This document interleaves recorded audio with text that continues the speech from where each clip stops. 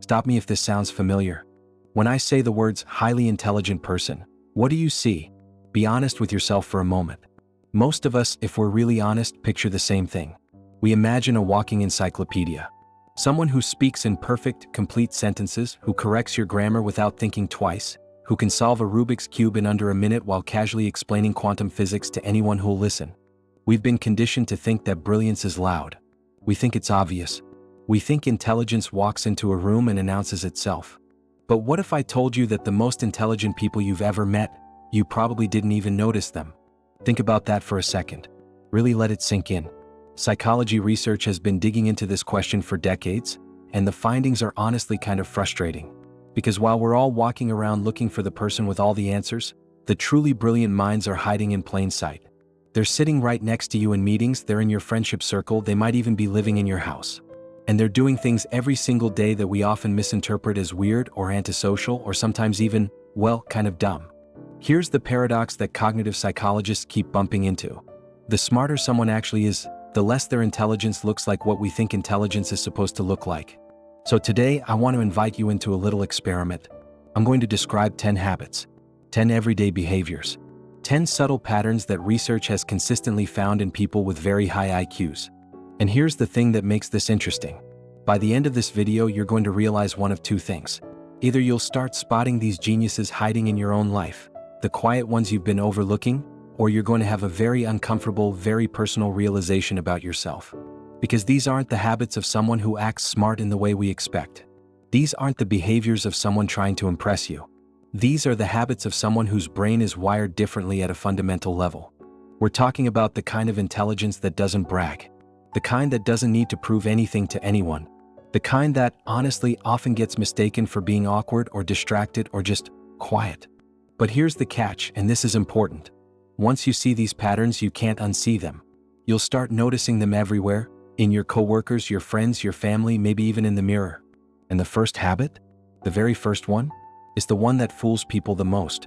It's the primary reason so many brilliant people fly completely under the radar, unnoticed and underestimated. The first habit is spending a lot of time alone. Now wait, don't click away. I know exactly what you're thinking. Great, so being antisocial makes you a genius? I knew it. But no, it's much deeper than that, and honestly, it's more interesting. Highly intelligent people aren't alone because they dislike other people. That's a misunderstanding. They're alone because their brains are loud, constantly processing, always running in the background, connecting dots that no one else even sees. And here's the thing, that kind of intense internal noise requires external quiet to make sense of it all.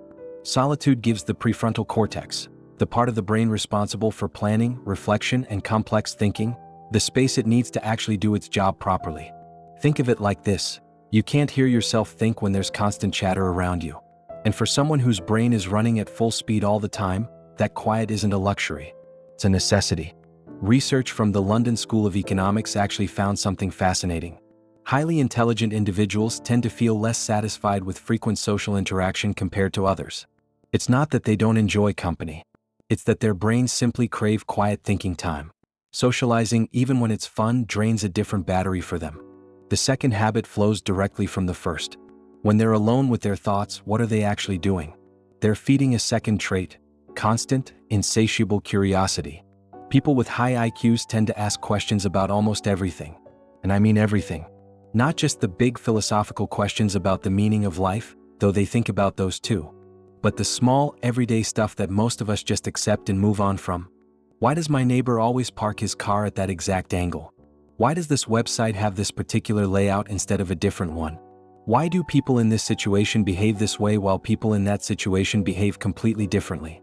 Their brain is essentially a pattern-seeking machine. It never stops looking for connections, for explanations, for the underlying rules that govern everything. Curiosity isn't a hobby for them, it's a kind of mental engine that runs constantly in the background. And this brings us to the third habit, which might sound a little strange if you've never thought about it before. But stick with me here because this one is actually backed by solid research. The third habit is talking to themselves. You know that person you sometimes see walking down the street, muttering under their breath? Or your coworker who quietly narrates what they're doing while they work? It's easy to assume something's a little off. But psychologists have another name for this. They call it self-directed speech. And studies show that talking to yourself can actually improve focus and cognitive control.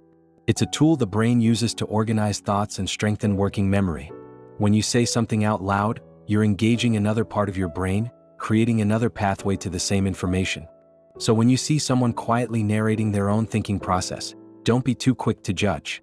That muttering you're hearing might actually be the sound of an active cognitive system doing exactly what it's designed to do: processing, organizing, making sense of a complex world. Which leads us perfectly to the fourth habit, and this one might be the most counterintuitive of all. The fourth habit is being completely comfortable saying three simple words: I don't know. But this awareness comes with a cost. The fifth habit: overthinking small things. You'd think a powerful analytical brain would only activate when needed, during complex problems, important decisions. But that's not how it works. That mental engine rarely turns off completely.